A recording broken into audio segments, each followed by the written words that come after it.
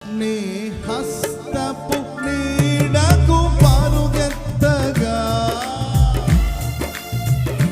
నీ శాశ్వత కృపతో నింపితివా. నీ హస్తపు నీడకు పరుగెత్తగా నీ శాశ్వత కృపతో నీ సన్నిధి